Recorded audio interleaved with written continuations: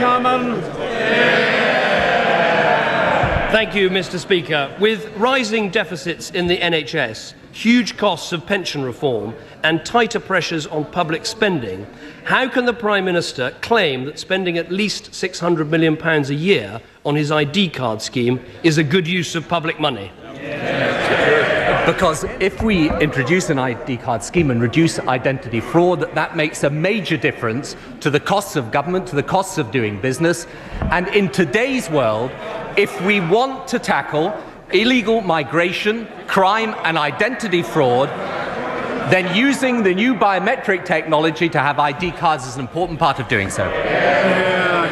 We face those problems and threats today. These cards won't come in till 2013. He could use the money to buy 20,000 extra police force officers or to have 24-hour security at our ports.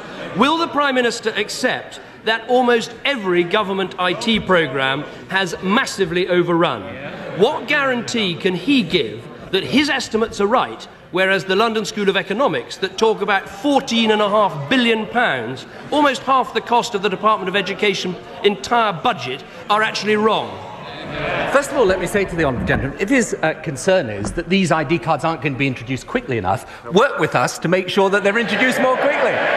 But that is an absurd reason for not introducing them. And as for the calculations made by the LSE, I think I'm right in saying that this report, though put out under the LSE's name, is actually written by someone who's the leading campaigner on civil liberty grounds against ID cards.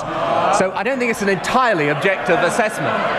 And therefore, if I can say to him, I think that he should think again about identity cards. I think they are an important, indeed essential way of tackling illegal migration and crime in the early 21st century.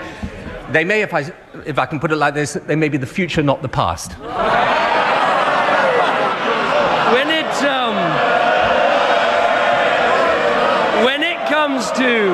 When it comes to who is working with the Prime Minister, perhaps he could answer this question. It's been widely briefed that the Chancellor doesn't back ID cards and will scrap them.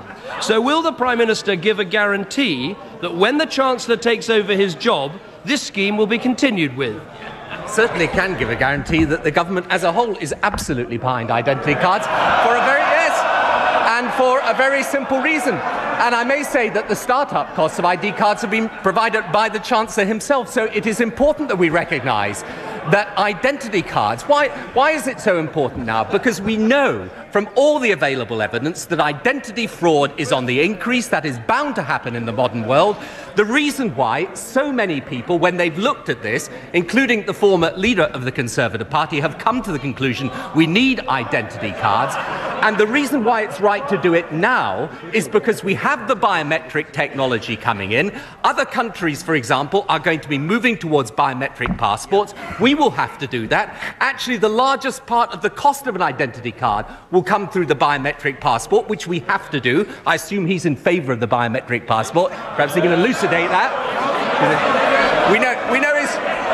We know his policy tends to shift a little quickly nowadays. So the reasons for it are it's absolutely where we need to be in fighting crime and illegal migration and identity fraud in the early 21st century, and the costs will be largely met through the biometric passport. I think I should remind the Prime Minister these sessions about me asking questions on behalf of the public and him answering on behalf of the government. If he wants to switch it around, he can have a general election.